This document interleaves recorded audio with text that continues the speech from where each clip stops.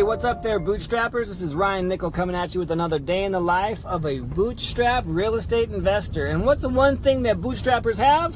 Our brains. We got our minds. This episode's coming at you and it's called Think and Grow Rich. And I can't get this thing to lay straight, man. I'm like, woo, driving all over the road. And it's all like, woo, woo, woo. All right, so just getting back from having a nice vacation, 3-day holiday, Labor Day with my family. What's up, Mildred?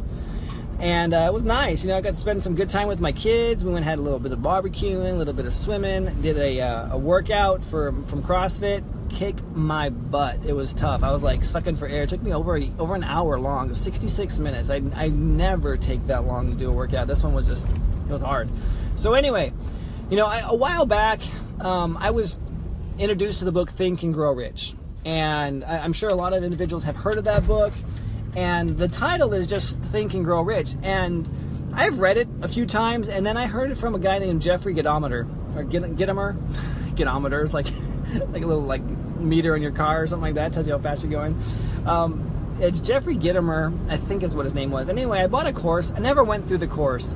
I watched his sales video. Loved his sales video so much that I bought the course. Like other things, it just sat there on my shelf. I don't even know where it's at. It was a digital course. I don't even think I have access to it anymore. But anyway, the one thing that he said really stuck out to me, and it was this. It was think, comma, and grow rich.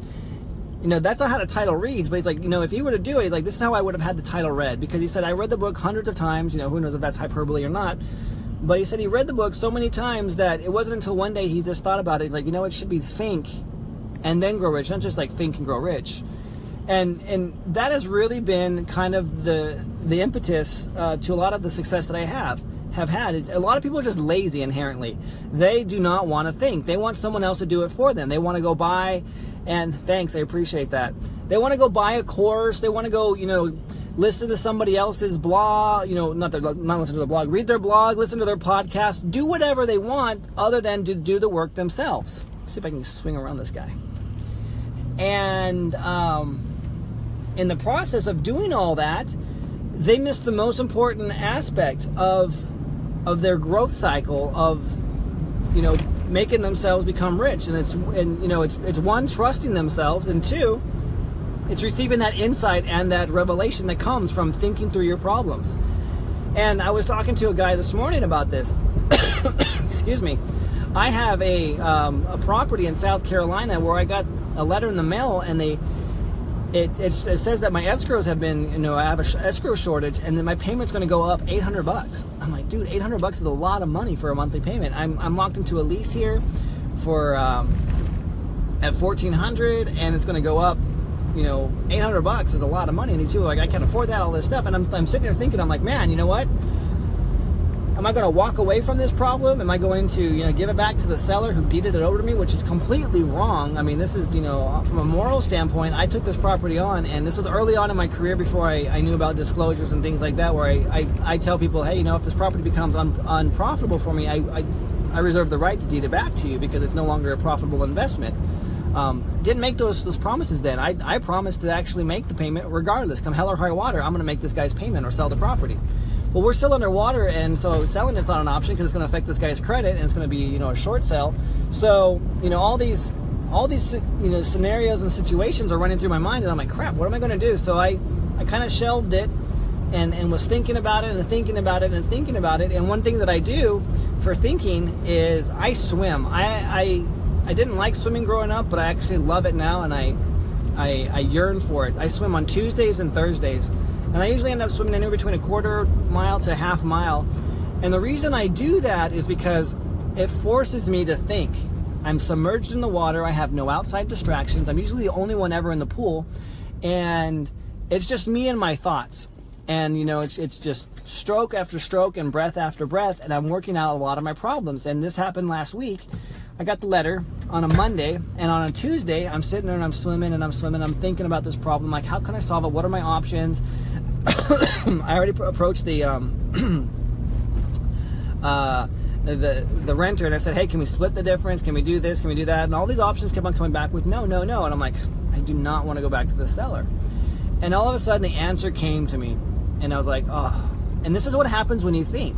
you allow yourself to open up and to receive this inspiration or this revelation. And it was so obvious. It was sitting in plain sight that I didn't even see it. And the simple solution was, this was a lease with an option to purchase, was just to convert it. The reason why my taxes had gone up so much and I had an escrow shortage was because I lost the homeowner's exemption when I bought the property. It fell off because the owner was no longer there. Thanks for the heart. And it was like, just convert it to seller financing, go record the, do a contract for deed, go record the contract for deed, get the homeowner's exemption back on, work out a payment plan with the bank, and you got it. And all of this happened within like, I don't know, like 5, 6, 7 seconds of each other, just like a deluge of like information like pouring into my brain as I'm swimming. I'm like, oh my gosh, I like grab a breath and stuff like that. But it's exactly what happened, and I'm like, this is brilliant. So I contacted up the buyer that's buying it from me in my head, that we're going to do this, we're going to do that, and this is how we're going to handle it all. And sure enough, I mean, we're in contract. We've always been in contract. We're doing I'm home now, so we're going to go grab I need my checkbook for my next appointment, and I forgot it. But anyway, so we've always been in contract, and we are going to do we're at least with option to purchase, and now we're going to do just convert the deed. So anyway, I digress. She agreed to it. She had some concerns because my original agreement for her, and why she hasn't converted it yet, was because I was going to require her to pay me $10,000 to convert the deed above what she already put down.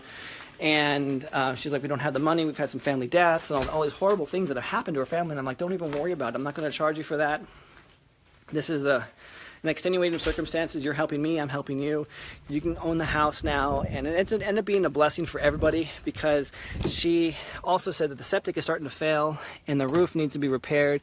And for her, as the person on the registered owner, or the person on title, she won't be on title, but for her to get the homeowner's exemption, she's actually going to qualify for some county grants that are available in that area of South Carolina, for her to go ahead and get the roof repaired and the septic and back. So anyway, it was just a great situation all the way around, and the result of it was because I actually took the time to think through the problem rather than reacting, which sometimes I do, which is not a good idea. I thought through it, and I was able to make the best of the situation. And I just want to encourage you as well, as you're going about, either if you're trying to find a deal, if you're in negotiations with the seller, or if you already have a property under contract and you're trying to go ahead and flip it. Think through what your best strategies are. What can you do to make the most out of this deal so that it's a win-win for everybody, and of course profitable for you?